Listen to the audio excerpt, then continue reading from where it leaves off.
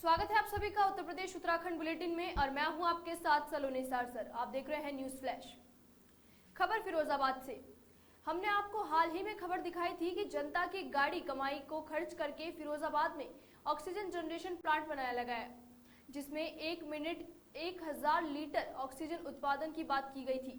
किंतु यह oxygen plant 1 माह से बंद पड़ा है, किंतु अब तक किसी ने इसकी सूद नहीं ली, जिसको लेकर भारतीय जनता पार्टी के प्रदेश कार्यालय कारिणी के सदस्य नानक चंद अग्रवाल से हमारे संवाददाता देवाशीष शर्मा व मयंक शर्मा ने बातचीत की और जाना कि आखिरकार क्या माजरा है। जिसके जवाब में उन्होंने कहा कि अभी फिलहाल मरीज कम है, ऑक्सीजन की आवश्यकता नहीं है, जिसकी वजह से प्लांट को बंद कर दिया गया है। जब तीसरी लहर आएगी तब जरूरत होगी ऑक्सीजन की तो फिर चला लिया जाएगा। लेकिन स्थानीय लोगों की माने तो उक्त प्लांट लगने के 1 हफ्ते तक ठीक ढंग से संचालित हुआ, परंतु उसके बाद से उसमें केवल ताला लटका हुआ है। अब खुद की बदनामी को बचाने के लिए नेतागण कुछ भी कहें, क्योंकि वह कह सकते हैं। तो कोई टेक्निकल प्रॉब्लम आ गई सर, 1 महीने से बंद पड़ा है। मैंने खुद निरीक्षण किया है। सदस्य हैं और भारतीय जनता पार्टी की प्रदेश की सरकार द्वारा कोविड लहर को देखते हुए ऑक्सीजन जनरेशन प्लांट की स्थापना कराई गई थी और काफ़ी जनता का पैसा, करोड़ों रुपया लगाया गया था। लेकिन फिरोज़ाबाद की बात करें तो फिरोज़ाबाद में ऑक्सीजन जनरेशन प्लांट 1 हफ्ते के बाद ही दम तोड़ गया। पिछले 1 माह से बंद पड़ा है। क्या कहना चाहेंगे? नहीं, ऑक्सीजन प्लांट बंद नहीं पड़ा है। मतलब फिरोजाबाद में जो ऑक्सीजन प्लांट लगाया गया था वो अपनी सही स्थिति में, चालू स्थिति में है, लेकिन इस समय को ऑक्सीजन की आवश्यकता के पेशेंट नहीं निकल रहे, इसलिए वो बंद है। दम नहीं तोड़ गया, वो बिल्कुल सही है और उसमें कोई कमी नहीं है। सर, लगातार उसका निरीक्षण किया गया था। 1 हफ्ते के बाद वो बंद हो गया था और अब तक ताला लटका हुआ है और ये कहा गया था कि यहाँ 1000 सिलेंडर रोज भरे जाएंगे, 1000 लीटर प्रतिदिन उत्पादन किया जाएगा ऑक्सीजन का। लेकिन वो उत्पादन तो छोड़िए, जो सिलेंडर वहाँ आए थे वो ज्यों की तो रखे हुए और ताला लटका हुआ है। तो जनता का सीधे तौर पर करोड़ों रुपया बर्बाद नहीं हुआ? नहीं, वो श्रेय लेने के लिए आपकी पार्टी के सभी नेता आगे आ गए। नहीं, वो बर्बाद नहीं हुआ। दरअसल वो 2-3 दिन के लिए उसमें कोई टेक्निकल प्रॉब्लम आ गई। सर, 1 महीने से बंद पड़ा है। मैंने खुद निरीक्षण किया है। बिल्कुल बंद पड़ा है, लेकिन वो इस समय इसकी आवश्यकता नहीं है। ना ऑक्सीजन की आवश्यकता है इस समय। प्राकृतिक ऑक्सीजन पूरी तौर पर मिल रही है और इसमें पेशेंट भी नहीं, इसलिए वो उसमें ताला लगा हुआ है। जनता तो ये कह रही है कि तीसरी लहर का इंतजार हो रहा है कि उसमें करोड़ों रुपए का टेंडर किया जाएगा रिपेयरिंग के नाम पर और फिर गोलमाल हो जाएगा। नहीं, ऐसा कुछ नहीं है। तीसरी लहर का इंतजार नहीं किया जा रहा। ऐसा तो नहीं सरकार के पैसे का बंदर बांट आपके नेता कर रहे हैं? नहीं, ऐसा कुछ नहीं है, बंदर बांट नहीं हो रहा। लेकिन तीसरी लहर आती तो उस समय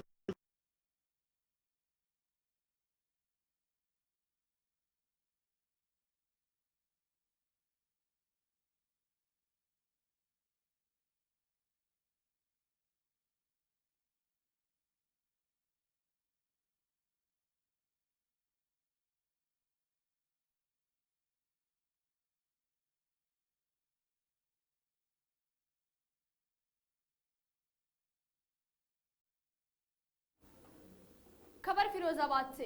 कोरोना की दूसरी लहर के बीच सभी ने देखा कि किस तरह से ऑक्सीजन के अभाव मेडिकल कॉलेज में तमाम मरीजों ने दम तोड़ दिया, जिसके बाद देरी से सही लेकिन ऑक्सीजन जनरेशन प्लांट लगाया गया और उसका श्रेय लेने की होड़ भी खूब मची। आपको बता दें, ऑक्सीजन जनरेशन प्लांट से 1 मिनट में 1000 लीटर ऑक्सीजन जनरेट करने की बात कही गई थी, लेकिन महज 1 हफ्ते चलने के बाद ही ऑक्सीजन प्लांट दम तोड़ गया। आज हालात ये है कि ऑक्सीजन जनरेशन प्लांट पर बंद पड़ा है, वहीं श्रेय लेने वाले नेतागण नजर ही नहीं आ रहे हैं। अब ऐसे में स्थानीय निवासियों की अगर माने तो इंतजार में तीसरी लहर का, जिसमें एक बार फिर ऑक्सीजन की किल्लत होगी और उसके बाद इस ऑक्सीजन जनरेशन प्लांट की रिपेयरिंग के नाम पर एक और टेंडर किया जाएगा। भारी भरकम बजट से एक बार फिर नेताजी अपने जेब मार भरेंगे तो सीधे तौर पर अगर देखें तो बातें बड़ी बड़ी की जाती है, लेकिन धरातल पर वही ढाक के 3 पात नजर आते हैं। उक्त ऑक्सीजन जनरेशन प्लांट की शुरुआत कराने को लेकर श्रेय लेने की होड़ में सबसे ऊपर सदर विधायक मनीष असीजा नाम आता है, जिसके समर्थकों का दावा था कि विधायक जी ने दिन रात एक करके उक्त ऑक्सीजन जनरेटर प्लांट की स्थापना करवाई थी। लेकिन साहब, श्रेय तो सबने लिया है, अब तक ये जो इसकी सुध कौन लेगा? आखिरकार कौन है जिम्मेदार करोड़ों रुपए की बर्बादी के लिए और कौन है जिम्मेदार इस तरह की अव्यवस्थाओं के लिए?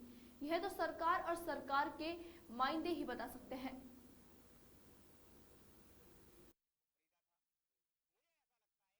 प्लांट घटिया क्वालिटी का या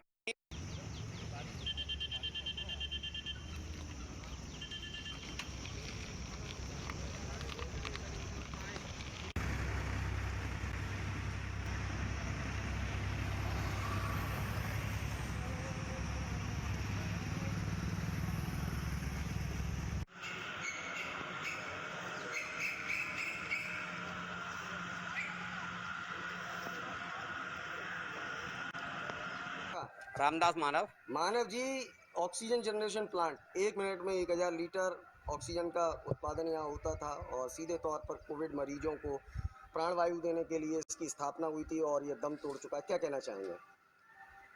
देखिए, ये ऑक्सीजन का जो जनरेशन प्लांट है, जब ये लगाया गया था तो उस समय ये बताया गया था कि ये ऑक्सीजन प्लांट आवश्यकता होगी तो, नहीं होगी तो ये 24 घंटे काम करेगा और ऑक्सीजन का प्रोडक्शन करेगा जी।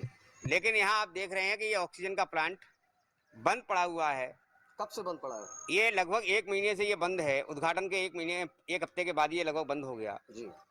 क्योंकि इस जनरेशन प्लांट का निर्माण हमारे विधायक श्री मनीष सिसोदिया जी ने अपनी देखरेख में इसका निर्माण कराया था जी। इसकी खरीद फरोख्त इस कॉलेज की प्राचार्य श्रीमती संगीता अनेजा ने इसको खरीदा था। मुझे ऐसा लगता है कि ये जनरेशन प्लांट घटिया क्वालिटी का या किसी कबाड़ में से उसका रंग रोगन करके नया बिल बना के यहाँ पर एस्टेब्लिश करा दिया गया।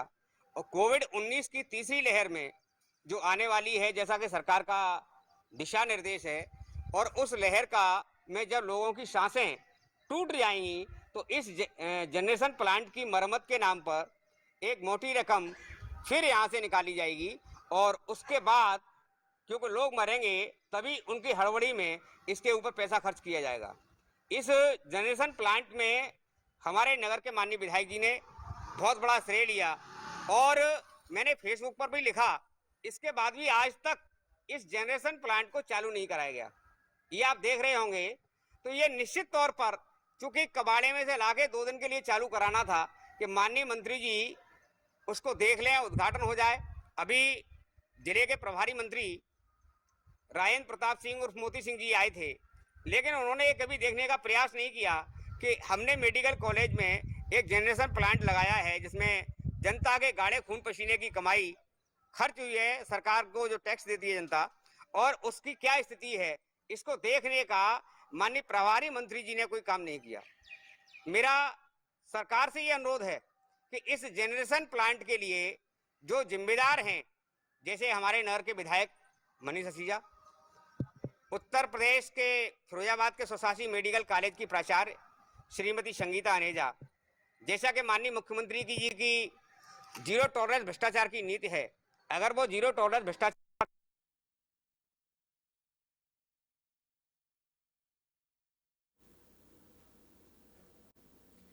खबर सांभर से। बजनोई नगरपालिका अध्यक्ष पर फर्जी तरीके से एक राजस्व संपत्ति अपने नाम ग्रह कर आते लेखों में दर्ज कराने का आरोप लगाते हुए उप मुख्यमंत्री को भेजे शिकायत पत्र में कानूनी कार्रवाई की मांग की गई। नगरपालिका परिषद बहजोई के वार्ड संख्या 21 से सभासद अमित कुमार वार्ष्णेय और नमित सदस्य व भाजपा के पूर्व मंडल अध्यक्ष कन्हैयालाल ने उप मुख्यमंत्री को मिलकर दिए गए शिकायती पत्र में नगरपालिका अध्यक्ष पर क्षेत्र की गाटा संख्या 1069 को राजस्व संपत्ति बताते हुए फर्जी तरीके से ग्रह कर अभिलेखों में अपने नाम दर्ज कराने का आरोप लगाया है। उप मुख्यमंत्री से गाटा संख्या 1069 पर अवैध कब्जा बताते हुए कानूनी कार्रवाई की मांग की गई। शिकायतकर्ता का कहना है कि भूमि अधिग्रहण अधिनियम 1894 के अंतर्गत सुप्रीम कोर्ट की खंडपीठ जस्टिस एस अब्दुल नजीर और जस्टिस संजीव खन्ना का हवाला देते हुए बताया गया कि जब किसी संपत्ति पर राजस्व या सरकार का नाम हो गया हो तो किसी के नाम उसे दर्ज नहीं किया जा सकता। जबकि नगरपालिका परिषद बहजोई के अध्यक्ष ने कुटरचरित और फर्जी तरीके से गाटा संख्या 1069 को ग्रह कर अधिलेख में अपने नाम दर्ज करवा लिया है। इस मामले की शिकायत पहले भी सभासदों द्वारा जनपद के सभी अधिकारियों एवं जनप्रतिनिधियों से की जा चुकी है। उप मुख्यमंत्री से मांग की गई कि राजस्व राज्य सरकार की संपत्ति को पालिका अध्यक्ष से मुक्त करते हुए कानूनी कार्रवाई की जाए, जिससे क्षेत्र की अन्य राजस्व संपत्तियों को अवैध कब्जों से बचाया जा सके।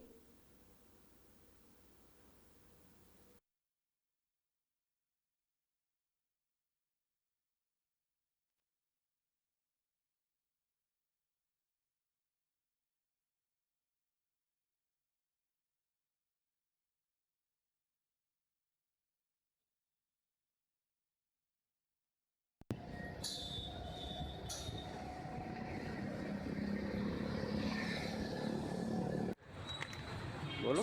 आज हमने माननीय केशव प्रसाद मौर्य जी को और आशुतोष टंडन जी के लिए नगर में व्यापक संपत्ति भ्रष्टाचार और जो है इसमें 15वें वित्त आयोग में भ्रष्टाचार है, उसके लिए ज्ञापन दिया। मुख्यमंत्री आश्वासन दिया है।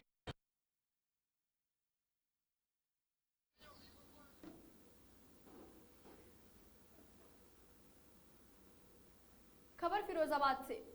फिरोजाबाद के थाने फरीहा की पीआरबी पर तैनात चालक मनोज ने एक महिला के साथ किया बलात्कार। पीड़िता थाना खेरगढ़ की रहने वाली है। आरोपी पुलिसकर्मी को वरिष्ठ पुलिस अधीक्षक अशोक कुमार ने किया निलंबित। खेरगढ़ थाने में बलात्कार का मुकदमा दर्ज कर भाई के एक्सीडेंट की झूठी खबर बताकर पीड़िता का पति राजू व पीआरबी पर तैनात पुलिसकर्मी ले जा रहे थे। उसके मायके पीड़ित महिला को अपनी गाड़ी में घंटों बैठाकर घुमाते रहे, फिर रास्ते में दुष्कर्म किया। पीड़िता ने पुलिसकर्मी द्वारा किए गए दुष्कर्म की खबर अपने मायके वालों को दी। पीड़िता ने खैरगढ़ थाने में दुष्कर्म की रिपोर्ट पुलिसकर्मी मनोज व पति राजू के खिलाफ करवाई। दर्ज खेरगढ़ पुलिस ने आरोपी पुलिसकर्मी मनोज को गिरफ्तार किया। पति राजू फरार है। आरोपी पुलिसकर्मी मनोज पहले से रंग मिजाजी और शराब पीने का आदि सूत्री था। अगर सूत्रों की माने तो आरोपी मनोज ने एक डांस पार्टी में बार बालाओं के साथ हरकत कर चर्चा में रहे आरोपी पुलिसकर्मी मनोज व पीड़िता के पति राजू की दोस्ती थी। दोनों मिलकर बैठकर करते थे सारे दारू पार्टियां।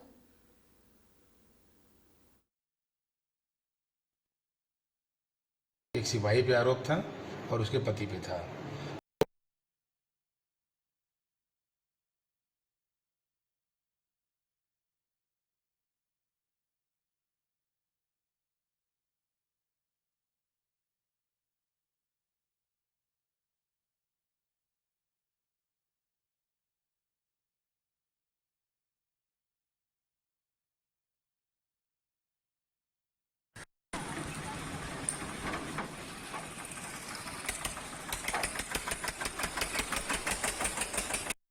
छोड़ा कहाँ था आपको? घर से कहाँ के ले गए? हमारे पति भी लेके गए, चलते थे भैया का फोन आया, चल दिखा दिया मुझे। क्या भाई को क्या हुआ है? और वो चल भाई का फोन आया, चलते माई के दिखा दिया। अच्छा, कब की घटना है ये? 4:30 बजे क्लिनिक को काम कर। किस दिन की है? कल लगाया है, किस तरीके का मामला है, क्या कार्रवाई है? यस, एक महिला ने दरख्वास्त दिया है कि उसके साथ गलत कार्य किया गया है। एक सिपाही पे आरोप था और उसके पति पे था, तो उसका एफआईआर लिखा गया, उसकी जांच की गई, तो तथ्य इस तरह से सामने आए कि वो महिला उसका पति राजू और एक सिपाही है मनोज, ये पीआरबी का ड्राइवर है। उन दोनों की अच्छी दोस्ती है। सिपाही ड्यूटी पे था 26 तारीख को रात 8 से सुबह 27 को 8 बजे तक था। कल 8 बजे के बाद वो फ्री हो गया था, आप ड्यूटी था। उसकी ड्यूटी फिर आज से शुरू होती। तो कल वो सिपाही और उसका पति दोनों उस महिला से कहते हैं कि चलो तुम्हारे मायके तुमको छोड़ना है। उसका मायका भी वहीं बड़ौस में ही है, 8-10 किलोमीटर पे, उसी थाने में। उसे लेके चलते हैं। सिपाही की अपनी एक गाड़ी होती है वैगनार, खुद की है गाड़ी। उस गाड़ी पे उस महिला को बैठाते हैं, उसका पति बैठता है, दोनों लेके चलते हैं। नगला भवानी एक जगह पड़ती है, वहाँ सुनसान सा है, वहाँ पे गाड़ी रोकते हैं। पति उसका उतर जाता है, पति की सहमति थी उसके सिपाही के साथ, उतर जाता है। फिर वो जैसा कि बताती है गलत कार्य करता है और महिला को इस बात से नाराज़गी होती है, वो सहमत नहीं थी, कंसर्न नहीं थी उसकी, तो उसका पति फरार हो जाता है। फिर वो महिला दरख्वास्त देती है, उसके खिलाफ मुकदमा लिखा गया, पति के खिलाफ भी और सिपाही के खिलाफ भी। सिपाही को हमने निलंबित कर दिया है और गिरफ्तार भी कर लिया है। और बाकी जो प्रशासनिक या वैधानिक कार्रवाई है, उनका सीडीआर लेना, उनका क्या संबंध है और कौन कौन से सिपाही और ड्यूटी पे थे पीआरबी पे, हमारा ही उनका बयान लेंगे, इसको इस्टेब्लिश करेंगे कि इसका पूरा घटनाक्रम क्या है।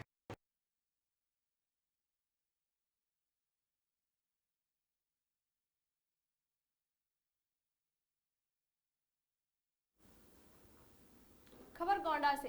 गोंडा जनपद विगत 2 वर्ष पूर्व थाना तरबंजगंज क्षेत्र में एक युवक की जनघन हत्या करने की सनसनीखेज घटना घटित हुई थी, जिसके संबंध में थाना तरवतगंज में अभियोग पंजीकृत किया गया था। तब घटना में संलिप्त 3 सह अभियुक्तों को गिरफ्तार कर जेल में भेज दिया गया था, परंतु घटना का मास्टरमाइंड भारत सिंह अभी तक फरार चल रहा है, जिसकी गिरफ्तारी के लिए पुलिस द्वारा धारा 82 से 83 CRPC की कार्रवाई भी की जा चुकी थी तथा अभियुक्त मरफूर भी घोषित किया गया था। पुलिस अधीक्षक गोंडा संतोष मिश्रा ने प्रकरण की गंभीरता को देखते हुए प्रभारी निरीक्षक तरवतगंज को लंबे समय से फरार चल रहे वांछित नामी अभियुक्त को जल्द से जल्द गिरफ्तार करने के कड़े निर्देश दिए थे। साथ ही पुलिस अधीक्षक ने इस सनसनीखेज घटना का मास्टरमाइंड भारत सिंह की गिरफ्तारी के लिए 50,000 का इनाम भी घोषित किया था तथा अपर पुलिस अधीक्षक गोंडा शिवराज के पर्यवेक्षण में क्षेत्र अधिकारी तरवतगंज के नेतृत्व में टीमें बनाकर लगाई गई थी। पुलिस अधीक्षक गोंडा के दिए गए निर्देशों के क्रम में आज दिनांक 28 जून 2021 को प्रभारी निरीक्षक थाना तरवतगंज व वोट की संयुक्त टीम से मुखबिर खास की सूचना पर इनामिया अभियुक्त भारत सिंह पुत्र धनराज सिंह बनगांव डीहा थाना तरवतगंज जनपद गोंडा के साथ पुलिस मुठभेड़ हुई, जिसमें अभियुक्त घायल हुआ है।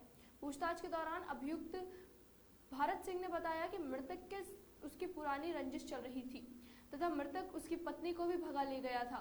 इसी प्रतिशोध के चलते उसने अपने साथियों के साथ मिलकर विश्वनाथ सिंह की हत्या की थी। कई जगहों पे, कई जनपदों में दबिश चल रही थी। आज सुबह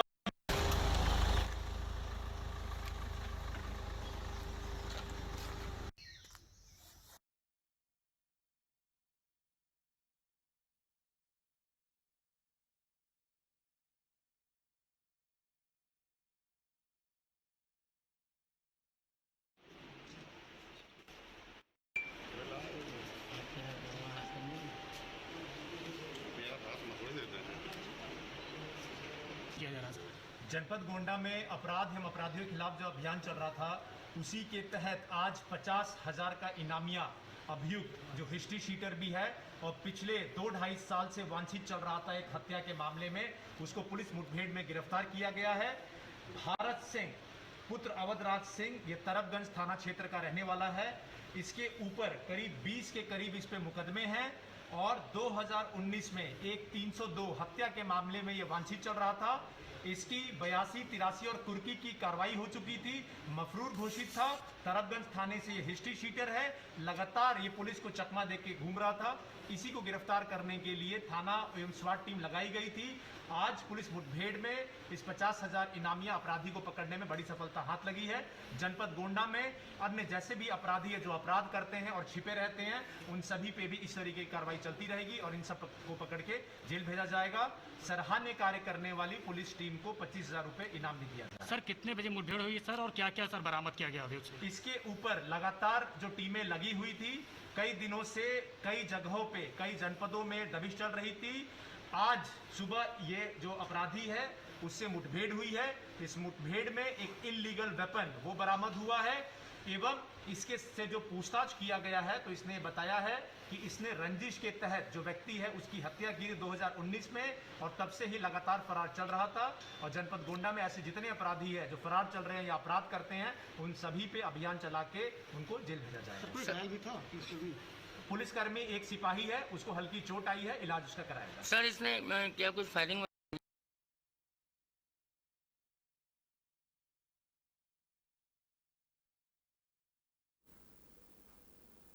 खबर पीलीभीत से। पीलीभीत बाइक पर सवार 2 लोग अप्सरा नदी में गिरे। नदी में गिरने से दोनों की दर्दनाक मौत हो गई। पीलीभीत के जहानाबाद थाना क्षेत्र में पड़ने वाले पीलीभीत हरिद्वार नेशनल हाईवे पर बनी अप्सरा नदी के पुल जो काफी क्षतिग्रस्त भी है, जिसकी रेलिंग भी टूटी हुई है, जिसके चलते 2 बाइक सवार किसी तरीके से नदी में जा गिरे, जिसके चलते दोनों की मौके पर ही मौत हो गई। इस पूरी घटना को वहां से निकल रहे हैं होमगार्ड ने देखा तो उसने आनन फानन में थाना जहानाबाद पुलिस को सूचना दी। सूचना मिलते ही मौके पर पुलिस पहुंची। जहानाबाद पुलिस के साथ ही टीओ पीलीभीत भी मौके पर पहुंच गए।